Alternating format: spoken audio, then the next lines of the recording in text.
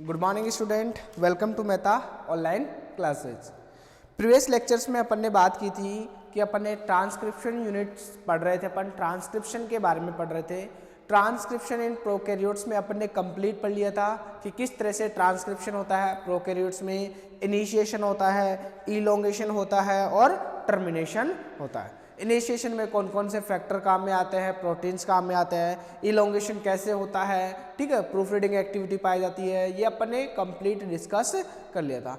आज के जो वीडियो है उसके अंदर अपन बात करेंगे, आज के लेक्चर में अपन बात करते हैं किसके बारे में, ट्रांसक्रिप्शन इन यूकैरियोट्स। यूकैरियोट्स के अंदर किसके बारे में, ट्रांसक्रिप्शन के बारे में अपन डिस्कस करेंगे।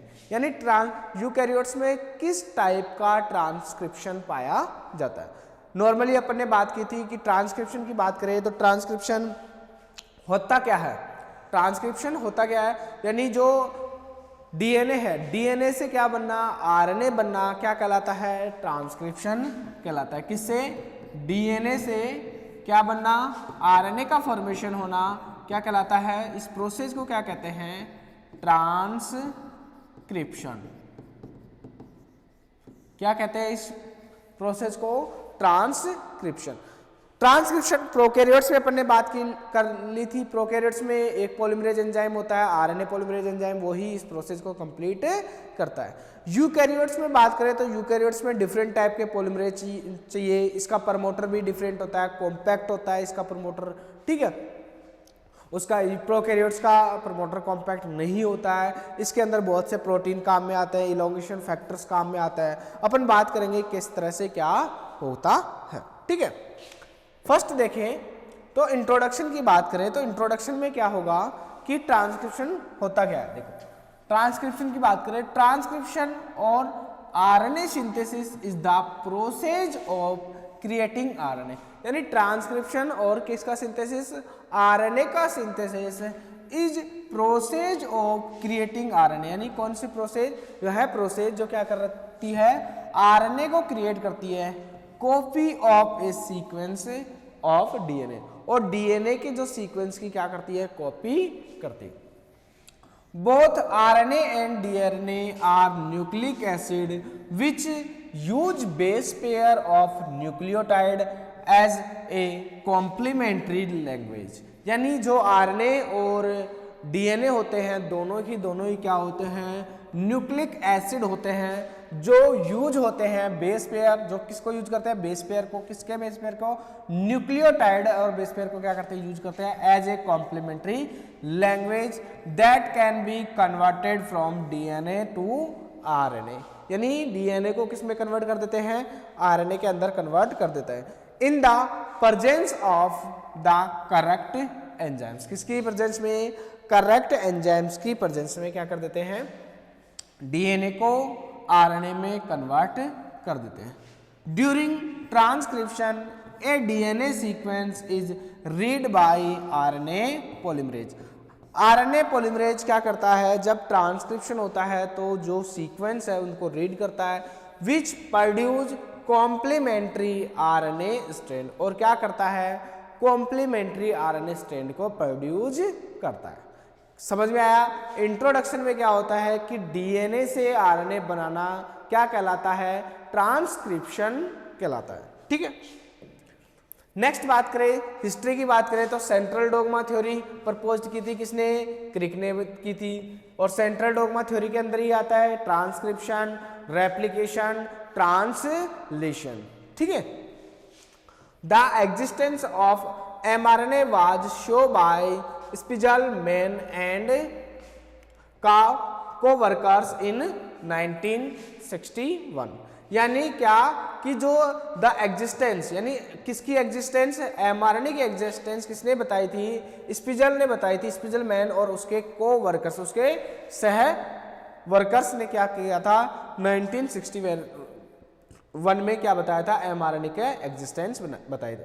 Activity of RNA polymerase was discovered by Verin 1960। यानी आरएनए पॉलीमरेज किसकी डिस्कवरी किसने की थी, वेरिन ने की थी 1960 के अंदर। तो ये जनरल हिस्ट्री है। हिस्ट्री के बाद में अपन देखें तो enzyme involve in transcription. Transcription के अंदर कौन कौन से एंजाइम इन्वॉल्व होते हैं? ट्रांसक्रिप्शन की देखिए तो ट्रांसक्रिप्शन में 3 एंजाइम्स इन्वॉल्व होते हैं, आरएनए पॉलीमरेज फर्स्ट, सेकेंड और थर्ड। प्रोकैरियोट का कंपैरिजन करें तो प्रोकैरियोट में ओनली आरएनए पॉलीमरेज फर्स्ट पाया जाता है, इसके अंदर 3 पाए जाते हैं। लोकेशन की बात करें, आरएनए पॉलीमरेज फर्स्ट कहां पर प्रेजेंट होता है? न्यूक्लियोलस में। आरएनए पॉलीमरेज सेकंड कहां पर प्रेजेंट होता है? न्यूक्लियोप्लाज्म में। और आरएनए पॉलीमरेज थर्ड भी कहां पर? न्यूक्लियोप्लाज्म में। मेन जो एंजाइम्स होता है इन तीनों में वो कौन सा होता है? RNA polymerase third. क्यों? क्योंकि ये कौन से आरएनए का फॉर्मेशन करता है? mRNA का फॉर्मेशन करता है। यानी टारगेट जीन क्या होगा? ये rRNA यानी राइबोसोमल आरएनए, mRNA मतलब मैसेंजर आरएनए और tRNA मतलब ट्रांसफर आरएनए और 55 rRNA का क्या करता है? सिंथेसिस करता है। तो इसमें जो मेन बात करें अपन, मेन कौन एंजाइम्स होगा? आरएनए पॉलीमरेज सेकेंड, ठीक है।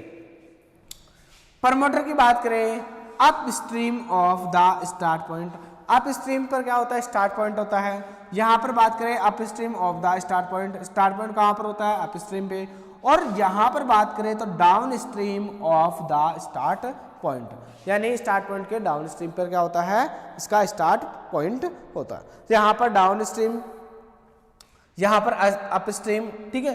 एक्टिविटी कितनी होती है? 5 से 70%, 20 से 40% और अप्रोक्स 10% इनकी एक्टिविटी होती है। एक एक को देखिए तो एक एक को थोड़ा सा वैसे देखिए अपन कि आरएनए पॉलीमरेज फर्स्ट की बात करें तो RNA polymerase first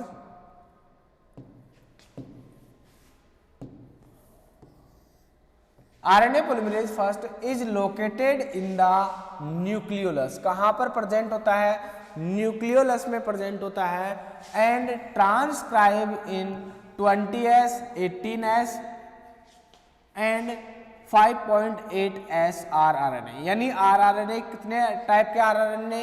28S, 18S, 5.8S rRNA का क्या करता है? सिंथेसिस करता है। कौन?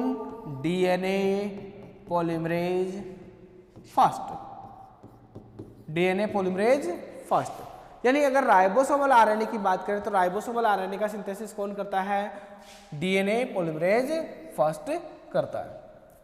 नेक्स्ट अपन देखें तो नेक्स्ट कौन सा एंजाइम है? RNA polymerase second is located in the nucleoplasm. कहां पर लोकेटेड होता है? न्यूक्लियोप्लाज्म में। And transcribe protein coding gene to yield pre mRNA. और क्या करता है? ट्रांसक्राइब जो प्रोटीन कोडिंग जीन होता है उसको किस में कन्वर्ट करता है? प्री एमआरएनए में। And also the gene encoding small nuclear RNA, snRNA का भी क्या करता है? सिंथेसिस करता है। कौन से जीन का? जैसे मतलब एसएनआरएनए का सिंथेसिस करता है। Involve in rRNA processing and small nuclear RNA, snRNA. और इसका मतलब क्या था? Small nuclear RNA. Involve in rRNA processing and small nuclear RNA, snRNA. Involve in mRNA processing except for U6SNRNA। यानी क्या करवा रहा है ये? प्री एमआरएनए का फॉर्मेशन करवा रहा है, SNORNA का फॉर्मेशन कर रहा है, SNRNA का फॉर्मेशन कर रहा है, ठीक है, और एमआरएनए का फॉर्मेशन कर रहा है। तो यहां पर बात करें तो HNRNA किस किस का फॉर्मेशन करता है? HNRNA का फॉर्मेशन करता है, SNRNA का फॉर्मेशन करता है, ठीक है, और mRNA का फॉर्मेशन करता है। इसकी स्ट्रक्चर्स की बात करें अपन, आरएनए पॉलीमरेज सेकेंड की क्या करें? स्ट्रक्चर्स की बात करें तो ये क्या करता है?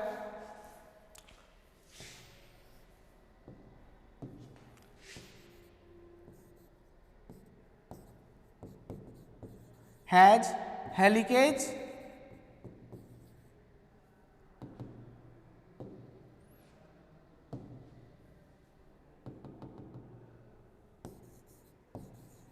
Has helicase activity. क्या रखता है ये? हेलिकेज एक्टिविटी रखता है। जो आरएनए पॉलीमरेज सेकेंड है वो क्या रखता है, हेलिकेज एंड एक्टिविटी, और ये किसका बना होता है, प्रोटीन से मिलकर बना होता है। किससे मिलकर बना होता है, प्रोटीन से मिलकर, यानी सभी एंजाइम्स से मिलकर बने होते हैं, प्रोटीन से मिलकर बने होते हैं। यहां पर देखें तो प्रोटीन के अंदर, जैसे यहां पर ये क्या है, कोई प्रोटीन है, ये क्या है, मान लो कोई प्रोटीन है। प्रोटीन में पता होगा कि प्रोटीन के अंदर दो टर्मिनल होते हैं। प्रोटीन की जब स्ट्रक्चर्स की बात करें तो दो टर्मिनल होते हैं, CTD और NTD। CTD और NTD यानी C टर्मिनल डोमेन,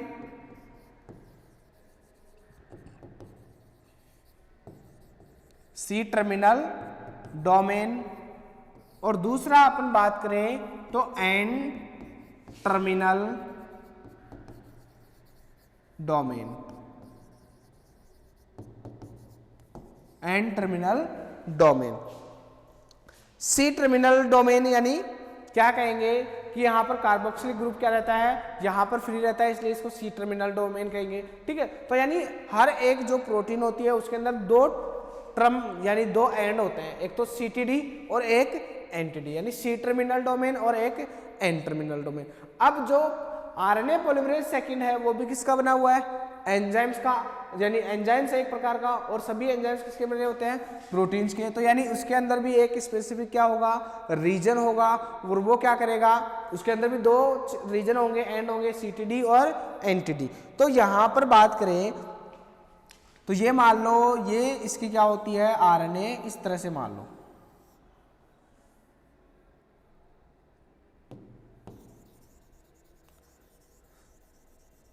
यहां पर ये आरएनए पॉलीमरेज। इस आरएनए पॉलीमरेज की स्ट्रक्चर देखें तो इसके अंदर एक रीजन कौन सा रहेगा, ये वाला CTD, C टर्मिनल डोमेन, और ये वाला रीजन क्या रहेगा, NTD, N टर्मिनल डोमेन। अब CTD पर स्पेसिफिक इसके ऊपर अमाइनो एसिड की एक कंजर्व्ड सीक्वेंस होती है। अमाइनो एसिड की क्या होती है, कंजर्व्ड सीक्वेंस रहती है, वो होती है YS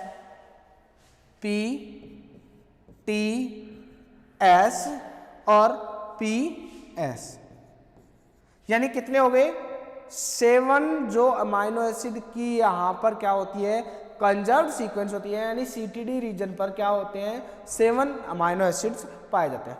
Y की बात करें तो Y को क्या किससे डिनोट करते हैं, कौन सा अमाइनो एसिड होता है, टायरोसिन। Y कौन सा है, टायरोसिन। दूसरा है S की बात करें तो S क्या होता है, सेरीन। S कौन सा होता है, सेरीन। P की बात करें तो प्रोलिन।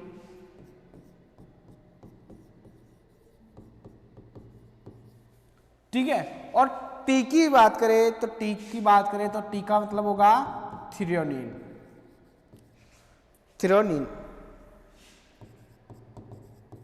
T की बात करें तो क्या होगा, थ्रियोनिन।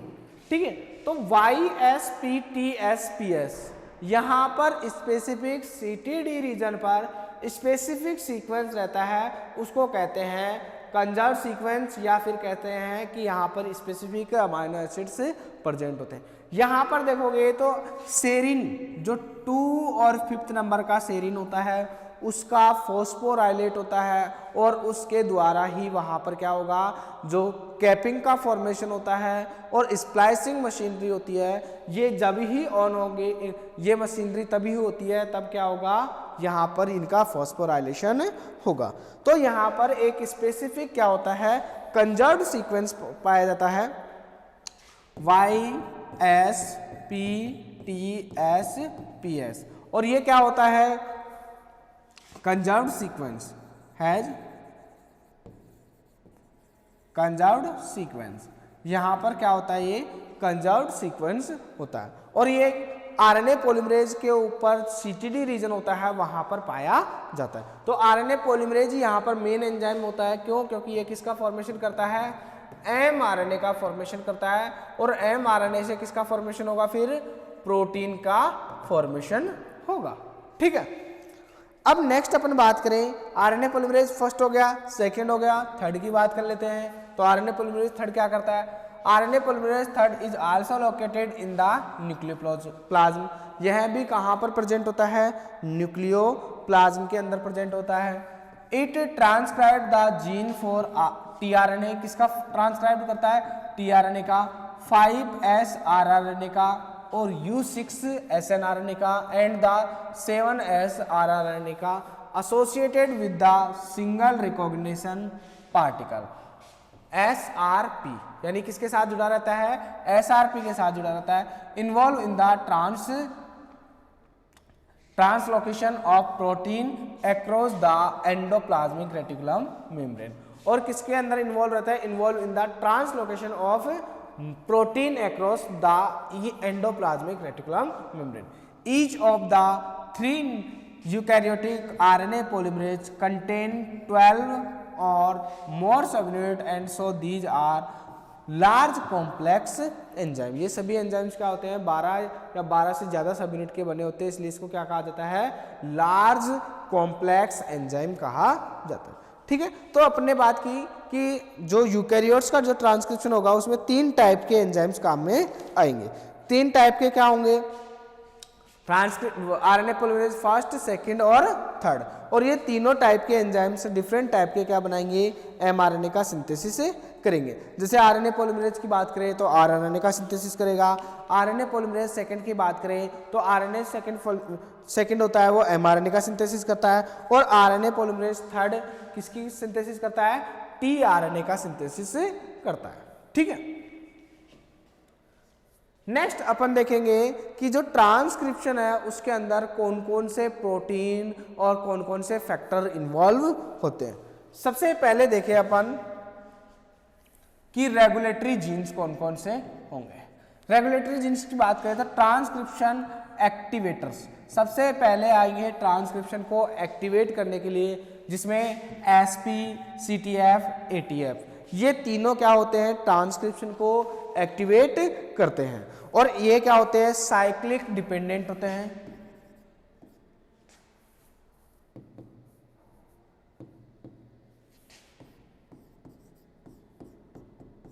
साइक्लिक डिपेंडेंट क्या होते हैं, ये साइक्लिक डिपेंडेंट ट्रांसक्रिप्शन फैक्टर। कौन से फैक्टर है, साइक्लिक डिपेंडेंट ट्रांसक्रिप्शन फैक्टर। ठीक है, कौन कौन से, एसपी, सीटीएफ और एटीएफ। ये जब ट्रांसक्रिप्शन को एक्टिवेट करना है, जब ट्रांसक्रिप्शन को एक्टिवेट करेंगे तो वहां पर कौन से एक्टिवेटर, यानी जो ये प्रोटीन्स है, रेगुलेटरी प्रोटीन्स कह सकते हैं इनको, या ट्रांसक्रिप्शन एक्टिवेटर कह सकते हैं, या इसको कह सकते हैं अपन रेगुलेटरी प्रोटीन।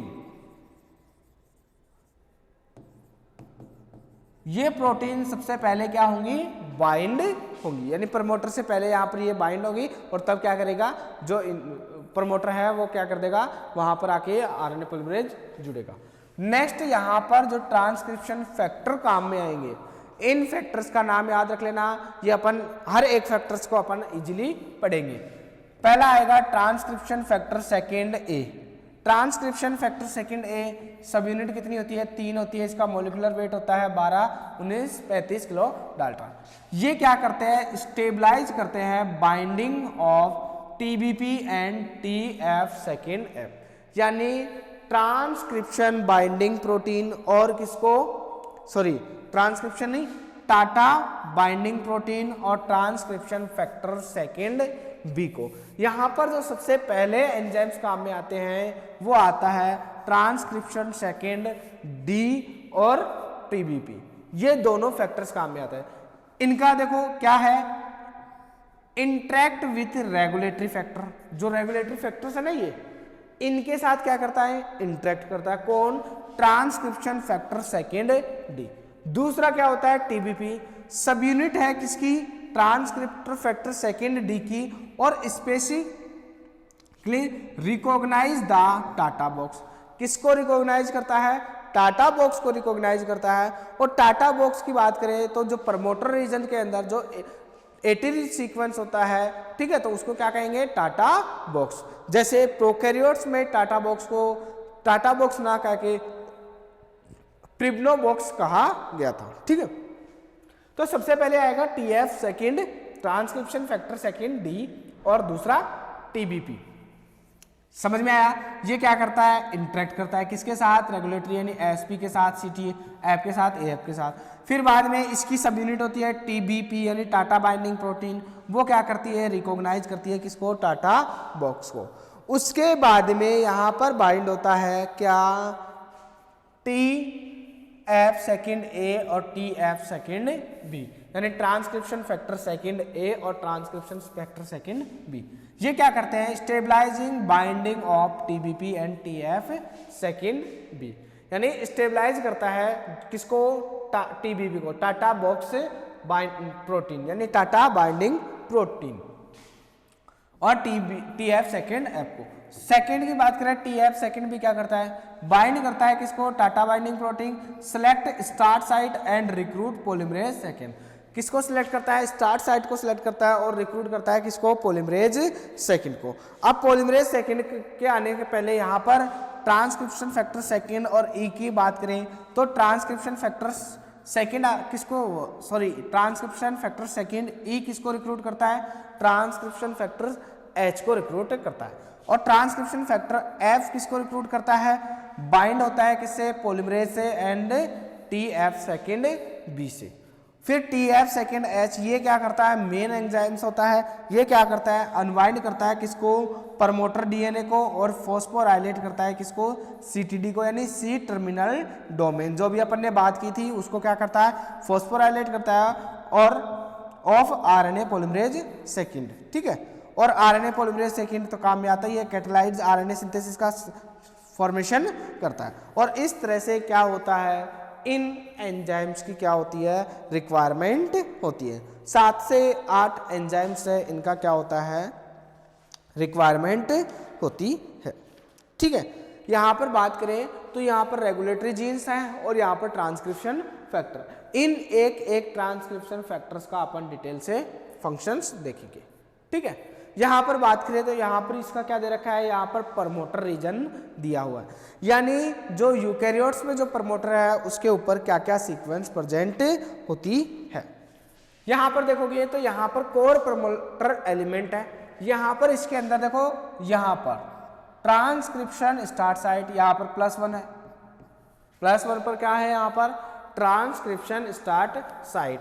यहाँ पर जो रीजन होगा वो क्या कहलाएगा, यहाँ पर जो रीजन होगा क्या कहलाएगा, डाउनस्ट्रीम, या ये वाला डाउनस्ट्रीम, ये वाला अपस्ट्रीम, ठीक है। यहाँ पर देखो -26 से -31 पर क्या है, टाटा बॉक्स है, यहाँ पर क्या है, टाटा बॉक्स है। उससे पहले यहाँ पर -32 से -37 पर BRE होता है, ये क्या होता है, ट्रांसक्रिप्शन सेकेंड बी को क्या करता है, रिकॉग्निशन एलिमेंट है। जो ट्रांसक्रिप्शन यानी जो ट्रांसक्रिप्टर फैक्टर सेकेंड है, सेकेंड बी है, उसका क्या है, रिकॉग्निशन एलिमेंट, यानी रिकॉग्निशन एलिमेंट है, किसके लिए रिकॉग्निशन एलिमेंट है, बी के लिए, ट्रांसक्रिप्शन फैक्टर सेकेंड बी के लिए क्या होता है, रिकॉग्निशन एलिमेंट है। यहां पर ये क्या है, डाउनस्ट्रीम है, यहां पर क्या होते हैं, जैसे यहां पर क्या है, डाउनस्ट्रीम प्रमोटर है, यहां पर ये अपस्ट्रीम है। इसके अंदर देखोगे तो यहाँ पर ये टाटा बॉक्स है, यहाँ पर BRE है जो ट्रांसक्रिप्शन सेकेंड बी को क्या करता है, रिकॉग्निशन एलिमेंट्स है, ठीक है। यहाँ पर ये इनिशिएटर है, +1 है, और यहाँ पर DPE आता है, डाउन स्ट्रीम प्रमोटर एलिमेंट्स। तो इस तरह से क्या होता है, यूकैरियोट्स का प्रमोटर देखने को मिलता है। और यूकैरियोट्स का जो प्रमोटर होता है वो प्रोकैरियोट्स के प्रमोटर से क्या होता है, कॉम्पैक्ट होता है। यहां पर इसकी एक वो देख लेते हैं अपन, जो यूकैरियोट्स का प्रोमोटर है, in eukaryotes promoters is compact than weak promoter prokaryotes. जो यूकैरियोट्स का प्रमोटर होता है वो कॉम्पैक्ट होता है किसके कंपैरिजन में, प्रोकैरियोट के कंपैरिजन में। That way in eukaryotes different type of transcription factor are required for loading RNA polymerase at promoter. ऐसा क्यों होता है, क्योंकि जो बहुत टाइप के जो क्या होंगे ट्रांसक्रिप्शन फैक्टर होते हैं वो ट्रांसक्रिप्शन फैक्टर क्या होते हैं, रिक्वायर्ड होते हैं। क्यों रिक्वायर्ड होते हैं, किसको लोड करवाने के लिए, आरएनए पॉलीमरेज को लोड करवाने के लिए बहुत सारे ट्रांसक्रिप्शन फैक्टर की रिक्वायरमेंट होती है, इसलिए इसको क्या कहा जाता है, ये कॉम्पैक्ट होता है। ठीक है, तो अपन ने बात की पॉलीमरेज एंजाइम्स की बात की। ठीक है, दूसरा अपन ने बात किया किसके बारे में, पॉलीमरेज एंजाइम्स के बाद में अपन ने बात की किसके बारे में, प्रमोटर रीजन्स के बारे में। और प्रमोटर से बाद में अपन बात करेंगे इसकी मैकेनिज्म्स या फिर फीचर्स। फीचर्स के बाद में मैकेनिज्म है क्या, प्रोसेस। ठीक है, प्रोसेस से पहले अपन बात कर लेते हैं features of eukaryotic transcription. Eukaryotic transcription के क्या क्या फीचर्स होते हैं। Transcription in eukaryotes occur with in the nucleus and mRNA move out of the nucleus into the cytoplasm from translation। यानी क्या कहना चाह रहा है कि फीचर्स की बात कर रहे हैं, तो फीचर्स में देखो ट्रांसक्रिप्शन इन यूकैरियोट्स, यूकैरियोट्स के अंदर transcription occur with in the nucleus, कहाँ पर पाया जाता है, न्यूक्लियस में। और एमआरएनए मूव होता है कहाँ से, न्यूक्लियस से कहाँ पर, साइटोप्लाज्म में। फिर किसके लिए, ट्रांसलेशन के लिए। और ट्रांसलेशन क्या होता है, जो एमआरएनए है उससे प्रोटीन का सिंथेसिस होता है। The initiation of RNA synthesis by RNA polymerase. RNA polymerase का जो इनिशिएशन जो ट्रांसक्रिप्शन का इनिशिएशन होता है वो किसके द्वारा होता है, आरएनए पॉलीमरेज के द्वारा। Is directed by the presence of A promoter site, किसकी प्रेजेंस के द्वारा, प्रमोटर साइट की, on the 5 side of the transcription start site. और 5 साइड से क्या होता है, ट्रांसक्रिप्शन का स्टार्ट साइट हो जाता है। मतलब क्या होगा कि जो आरएनए पॉलीमरेज है वो आरएनए का सिंथेसिस करेगा किसकी प्रेजेंस में, किसकी प्रेजेंस में, आरएनए पॉलीमरेज की प्रेजेंस में। और आरएनए पॉलीमरेज किसके प्रमोटर साइट्स के ऊपर क्या करता है, इसको directly by the presence of the promoter site on the 5 prime side of transcription start site. The RNA polymerase transcribe one strand the antisense strand of the DNA template. यानी जो RNA का formation होता है वो किससे होता है, कौन से स्ट्रैंड से होता है, वन स्ट्रैंड का, यानी एंटीसेंस स्ट्रैंड। और डीएनए क्या कह सकते हैं, इसको टेम्पलेट स्ट्रैंड कह सकते हैं। RNA synthesis does not required A primer. RNA synthesis के लिए किसी भी टाइप के प्राइमर की रिक्वायरमेंट नहीं होती है। आरएनए सिंथेसिस अकर किस डायरेक्शन में होता है, 5 प्राइम से 3 डायरेक्शन में।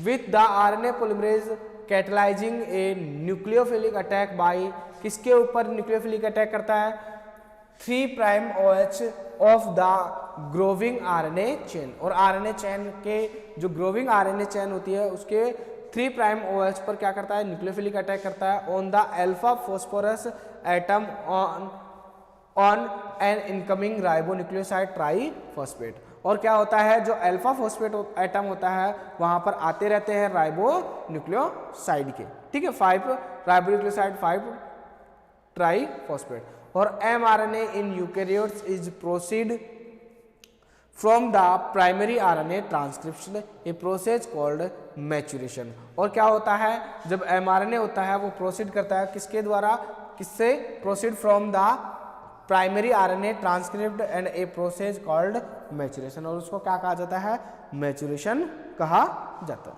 ठीक है, उसके बाद में अपन देखें तो जो अपना इनिशिएशन है या इनिशिएशन की बात करें, process of eukaryotic transcription. Transcription की बात करें तो यूकैरियोटिक ट्रांसक्रिप्शन के अंदर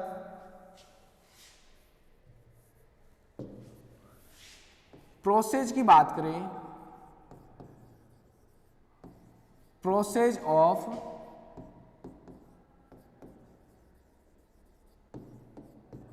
यूकैरियोटिक ट्रांसक्रिप्शन।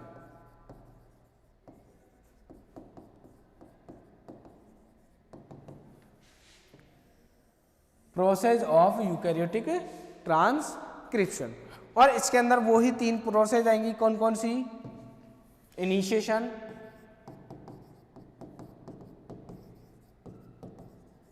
सेकेंड इलोंगेशन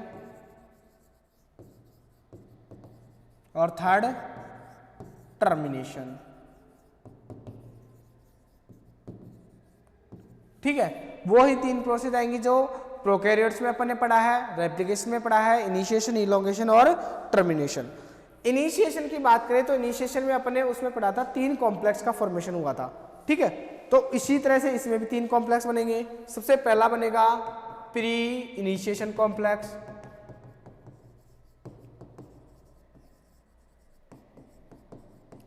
इसको कह सकते हैं closed complex, pre initiation complex, या कह सकते हैं अपन क्लोज्ड कॉम्प्लेक्स। दूसरा बनेगा इनिशिएशन कॉम्प्लेक्स,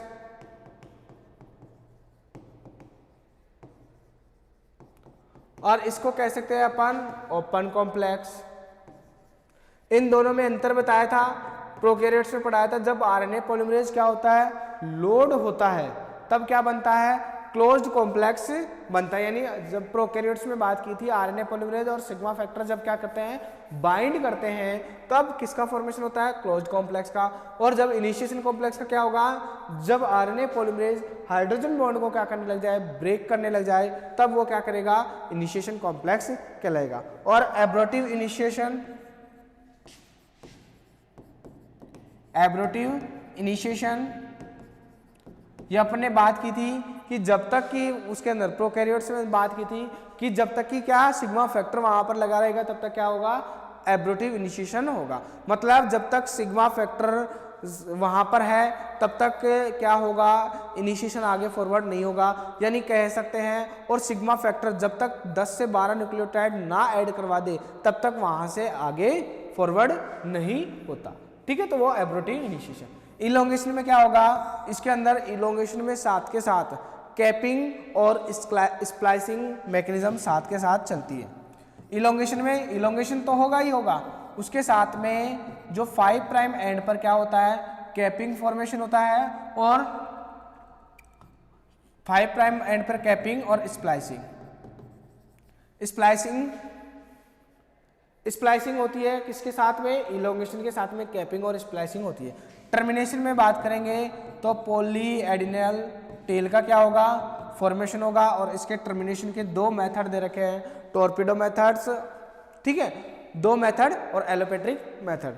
इसके 2 मेथड दिए हुए, तो इनके बारे में अपन को डिटेल से पढ़ना है। ठीक है, तो सबसे पहले अपन बात करें इनिशिएशन की बात करें, किसकी बात करें अपन, इनिशिएशन की बात करें तो अपन ने अभी देखा था इनिशिएशन में 3 टाइप की क्या थी, प्रोटीन थी।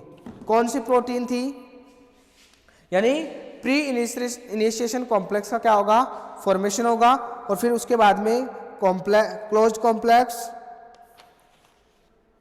ठीक है, सबसे पहला अपन ने देखा था रेगुलेटरी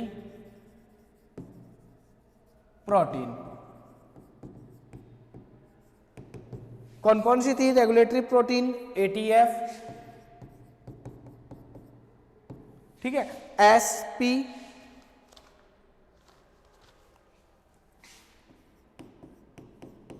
और CTF। 3 टाइप की क्या थी, रेगुलेटरी प्रोटीन थी।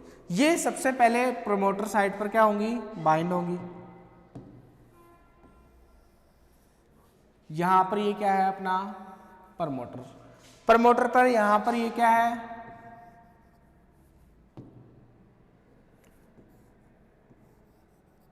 +1 स्टार्ट साइट। ठीक है, ये डाउन स्ट्रीम, ये क्या है अप स्ट्रीम। यहां पर इनिशिएटर, ठीक है, और उसके बाद में यहां पर DPE, ठीक है, डाउन स्ट्रीम प्रमोटर एलिमेंट्स। यहां पर आए तो इधर की साइड में यहां पर क्या था, टाटा बॉक्स था ना, यहां पर टाटा बॉक्स, यहां पर था BRE, यानी transcription factor second binding BRE, ठीक है, recognition element, transcription factor second B recognition elements. अब यहां पर सबसे पहले जो रेगुलेटरी प्रोटीन्स है वो ऐड होती है। सबसे पहले ये रेगुलेटरी प्रोटीन्स है, ये क्या होगी, ऐड होगी कहां पर, BRE पे। यहां पर रेगुलेटरी प्रोटीन, RP की फुल फॉर्म क्या हो जाएगी, रेगुलेटरी प्रोटीन। सबसे पहले रेगुलेटरी प्रोटीन क्या होती है, ऐड होती है। उसके बाद में रेगुलेटरी प्रोटीन्स के बाद में जो ट्रांसक्रिप्शन फैक्टर्स आता है वो आता है सबसे पहले transcription factor second, transcription factor second D। कौन सा, ट्रांसक्रिप्शन फैक्टर सेकेंड D। इसके पास क्या होती है, हैव ए सब यूनिट। इसकी सब यूनिट तुम्हें याद होगी, इसकी सब यूनिट मैंने बताई थी अभी जब अपन टेबल की बात की थे, तो उसमें एक सब यूनिट की बात की थी। इसके पास एक सब यूनिट होती है TBP, टाटा बाइंडिंग प्रोटीन। क्या होता है इसका पूरा नाम, टाटा बाइंडिंग प्रोटीन। किसके पास है, ट्रांसक्रिप्शन फैक्टर सेकेंड के पास में एक क्या है, TBP यानी टाटा बाइंडिंग प्रोटीन। और टाटा बाइंडिंग प्रोटीन, ठीक है, और TBP के पास जो अपन बात करें TBP यानी TATA binding protein has low binding affinity. यानी क्या है कि जो ट्रांसक्रिप्शन फैक्टर सेकेंड है उसकी सब यूनिट है TBP, और TBP यानी टाटा बाइंडिंग प्रोटीन। यानी ये टाटा बॉक्स पर क्या होगी, बाइंड होगी। क्या होगी, ये टाटा बॉक्स पर बाइंड होगी, टाटा बॉक्स पर क्या होगी, बाइंड होगी। और क्या करेगी, यह एक प्रकार की क्या है, मॉडिफाइड DNA है, यानी DNA को क्या करेगी, मॉडिफाई करेगी। एंड मॉडिफाई DNA को क्या करेगी, मॉडिफाई करेगी। इसका फंक्शन क्या है टाटा बाइंडिंग प्रोटीन के, कि ये टाटा बॉक्स पर क्या होगी, बाइंड होगी और मॉडिफाई करेगी किसको, DNA को। लेकिन ये फंक्शन करने के लिए इसके पास क्या होती है, लो बाइंडिंग एफिनिटी होती है। यानी इसके पास जो एफिनिटी होती है वो क्या होती है, लो होती है। और इसी के पास में जो TF सेकेंड है, इसी के पास में एक और वो होता है, यानी कह सकते हैं अपन सब यूनिट हो सकती है TAF। TAF यानी टाटा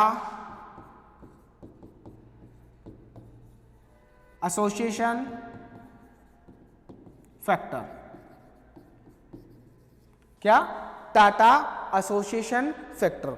और ये क्या कर देता है, TAF क्या कर देता है, इंक्रीज कर देता है किसको, जो लो बाइंडिंग एफिनिटी थी उनको क्या कर देता है, इंक्रीज TBP बाइंडिंग एफिनिटी,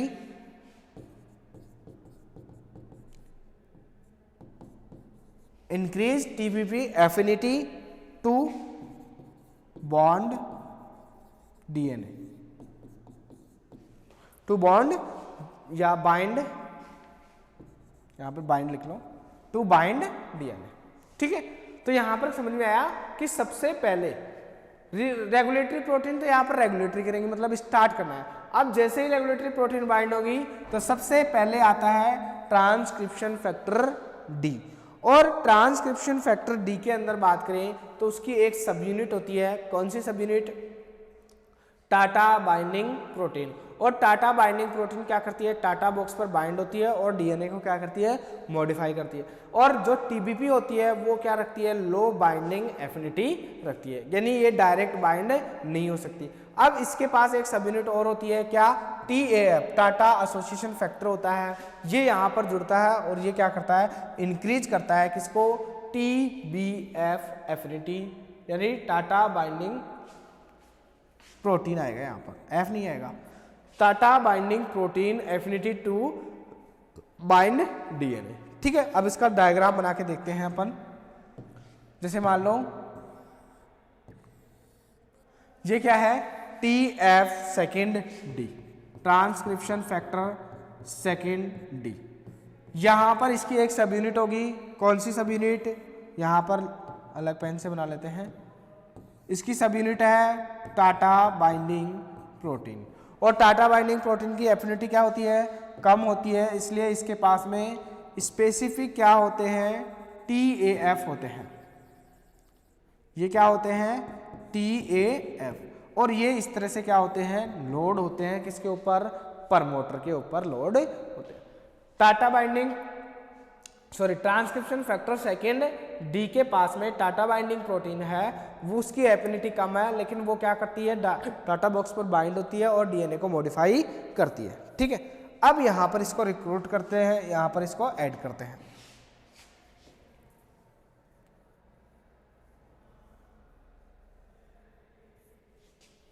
ठीक है, यहां पर अपने पास था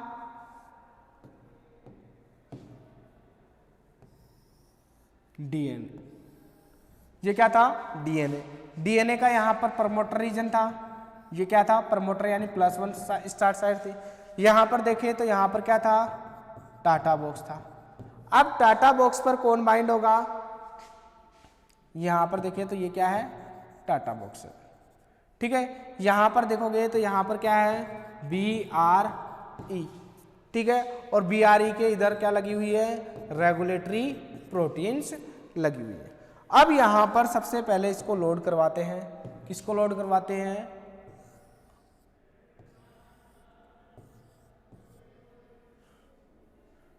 ठीक है, ये transcription factor second D load हो गया। अब जैसे ही ये लोड होता है वैसे ही क्या कर देता है, मॉडिफाइड कर देता है, किसको मॉडिफाई कर देता है, डीएनए को। Modified DNA band, DNA 80 degree, यानी डीएनए के अंदर क्या कर देता है, मॉडिफाई कर देता है, बैंड बना देता है। कितने डिग्री का बैंड बना देता है, 80 डिग्री का क्या बना देता है, बैंड बना देता है। और बैंड बनाने के बाद में देखोगे तो किस तरह से डीएनए की स्ट्रक्चर्स हो जाती है, इस तरह से डीएनए की स्ट्रक्चर्स हो जाती है। इस तरह से क्या हो गया, डीएनए की स्ट्रक्चर्स हो गई। यहां पर देखो, यहां पर +1 स्टार्ट साइट है। ठीक है, यहां पर क्या जुड़ गया, ये transcription factor second TF second D, और यहां पर ये बॉक्स कौन सा है, टाटा बॉक्स। ठीक है, और यहां पर कौन सा रीजन है, BRE। ठीक है, और BRE के पास में रेगुलेटरी प्रोटीन जुड़ी हुई होती है। तो यहां तक समझ में आया। सबसे पहले जो आएगा ट्रांसक्रिप्शन फैक्टर सेकेंड आता है, यहां पर D transcription factor second D आता है। और अब यहां पर ये बैंड होने के बाद में अब यहां पर कुछ प्रोटीन्स क्या होंगी, रिक्रूट होंगी। क्या होगी, कुछ प्रोटीन्स यहां पर क्या होंगी, रिक्रूट होंगी। यहां पर प्रोटीन्स क्या होंगी, रिक्रूट सम मोर प्रोटीन, कुछ और प्रोटीन्स यहां पर क्या होंगी, रिक्रूट होंगी। और रिक्रूट होने के बाद में देखो यहां पर दो प्रोटीन्स क्या होती हैं, रिक्रूट होती हैं, TF second A and TF second B। T transcriptor factor second A और ट्रांसक्रिप्टर सेकेंड B, ये क्या करते हैं, रिक्रूट होते हैं। ट्रांसक्रिप्शन फैक्टर सेकेंड A तो क्या करता है, स्टेबलाइज करता है, stabilise transcription factor second D को। सेकेंड D को क्या करता है, स्टेबलाइज करता है। और जो transcription factor B second B है, ये क्या करता है, रिक्रूट करता है सम प्रोटीन्स को। ये क्या करता है, सम प्रोटीन्स को रिक्रूट करता है। और रिक्रूट करने के बाद में देखो यहां पर सबसे पहले ट्रांसक्रिप्शन फैक्टर सेकंड आया, सेकंड आने के बाद में क्या हुआ, टाटा बॉक्स पे बाइंड हुआ, फिर उसके बाद में दो प्रोटीन्स और ऐड होंगी, कौन कौन सी, या फैक्टर्स ऐड होंगे, ट्रांसक्रिप्शन फैक्टर सेकंड ए और सेकंड बी। ये क्या करता है, स्टेबलाइज करता है किसको, ट्रांसक्रिप्शन फैक्टर सेकंड डी को, और ये क्या करता है, और प्रोटीन को रिक्रूट करवाता है। और ये दोनों यहाँ पर मान लो ऐड कहाँ पर हो गई,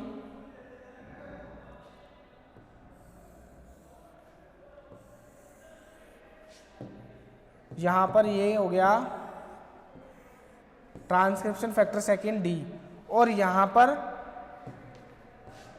जहाँ पर बी था वहाँ पर बी ऐड हो गई, और जहाँ पर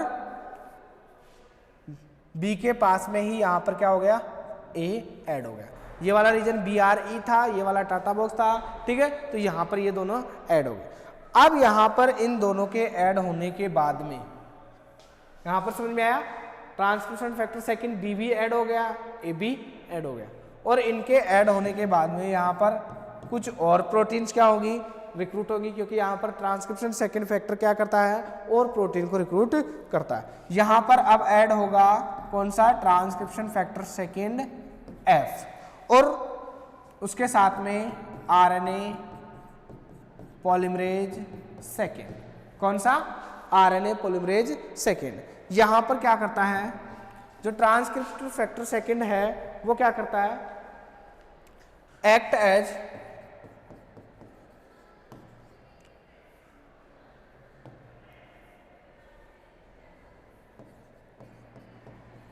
guiding protein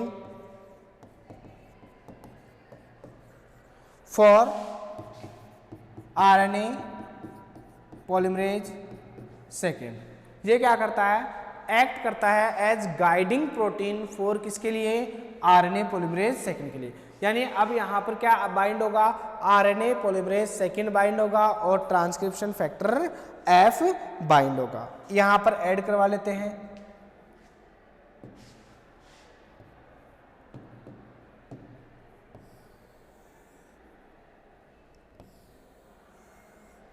ठीक है। यहां पर क्या बाइंड हो गया, यहां पर डी बाइंड हो गया था, यहां पर बी और ए बाइंड हो गया था। ए ने रिक्रूट किया किसको, आरएनए पॉलीमरेज को, और आरएनए पॉलीमरेज यहां पर ये बाइंड हो गया, ठीक है। ये आरएनए पॉलीमरेज, और आरएनए पॉलीमरेज को लोड करवाने के लिए किसकी रिक्वायरमेंट होती है,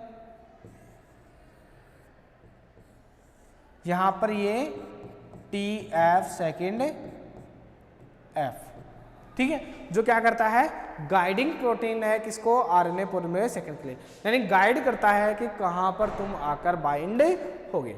तो समझ में आया, यहां पर सबसे पहले आया transcription factor second D, D के बाद में आया ए बी के बाद में आया एफ, और एफ ने किसको लेके आया, आरएनए पॉलीमरेज सेकेंड को लेके आया। और यहाँ पर आरएनए पॉलीमरेज सेकेंड की ये देखोगे तो ये कौन सा रीजन है, सीटीडी रीजन है। इसके बाद में कुछ और प्रोटीन्स, जैसे अपन बात करें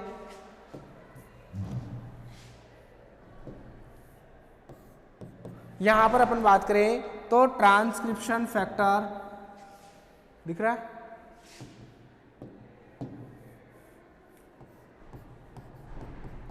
ट्रांसक्रिप्शन फैक्टर सेकेंड ई, और बचा क्या है अब, ट्रांसक्रिप्शन फैक्टर सेकेंड एच। जो ई और एच का फंक्शन क्या होता है, ये दो प्रॉपर्टीज रखता है, हेलिकेज और काइनेज। काइनेज का मतलब क्या होगा, जो सीटीडी रीजन होगा उसको क्या करेगा, फॉस्फोराइलेट करेगा, फॉस्फोराइलेट करेगा। जो सीडीटी रीजन होता है, जैसे सी टर्मिनल डोमेन था, वहां पर अपन ने बात की थी कि सेरीन प्रेजेंट होते हैं, स्पेसिफिक न्यूक्लियोटाइड का सीक्वेंस प्रेजेंट होता है, वहां पर सीडीटी रीजन पर क्या करेगा, ये फॉस्फोराइलेट करेगा, ठीक है। एटीपी को किस में कन्वर्ट कर देगा, एडीपी में, प्लस इनऑर्गेनिक फॉस्फेट को रिमूव कर देगा, ठीक है। और यहां पर ये क्या हो जाएगा, ये दोनों प्रोटीन्स यहाँ पर क्या हो जाएंगी, बाइंड हो जाएंगी। यहाँ पर देखोगे,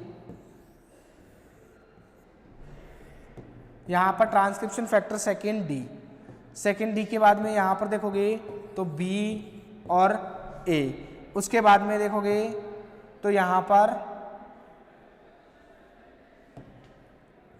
ये क्या था, पॉलीमरेज, और पॉलीमरेज कौन सा, आरएनए पॉलीमरेज। आरएनए पॉलीमरेज के बाहर की तरफ कौन सा था, एफ, ठीक है, ट्रांसक्रिप्शन फैक्टर एफ। और यहाँ पर जो आरएनए पॉलीमरेज है उसी के पास में यहाँ पर लगता है ई, और ई के साथ क्या होता है, एच लगता है। यहाँ पर जो सीटीटी रीजन होता है यहाँ पर बाइंड होता है, और इसी के साथ में इसका कॉम्प्लेक्स का ये हो जाएगा कॉम्प्लेक्स क्लोज्ड कॉम्प्लेक्स।